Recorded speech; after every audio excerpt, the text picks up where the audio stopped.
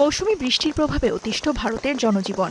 উত্তর ও পূর্বাঞ্চলের অনেক রাজ্যে ভারী থেকে অতি ভারী বৃষ্টির পূর্বাভাস দিয়েছে ভারতীয় আবহাওয়া বিভাগ IMD।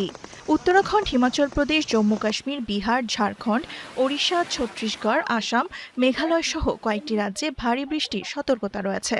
উত্তরপ্রদেশের কয়েকটি জেলায় জারি করা হয়েছে ইয়েলো অ্যালার্ট।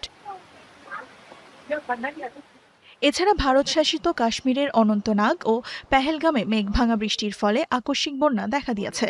বিশেষজ্ঞদের মতে, অল্প এলাকায় 1 ঘন্টায় 100 মিলিমিটারের বেশি বৃষ্টিপাত হলেই এমন পরিস্থিতির সৃষ্টি হয়। এদিকে দক্ষিণ কোরিয়ায় ইতিহাসের প্রথমবারের মতো জারি করা হয়েছে সর্বোচ্চ স্তরের হিটওয়েভ ইমার্জেন্সি ওয়ার্নিং। দেশটির কয়েকটি অঞ্চলে তাপমাত্রা 36 ডিগ্রি সেলসিয়াস ছাড়িয়েছে, আর অনুভূত তাপমাত্রা 38 ডিগ্রির বেশি হতে পারে বলে আশঙ্কা করা হচ্ছে। আবহাওয়াবিদরা জনগণকে অযথা বাইরে না যাওয়া, পর্যাপ্ত পানি পান এবং বয়স্কদের বিশেষ যত্ন নেওয়ার আহ্বান জানিয়েছেন।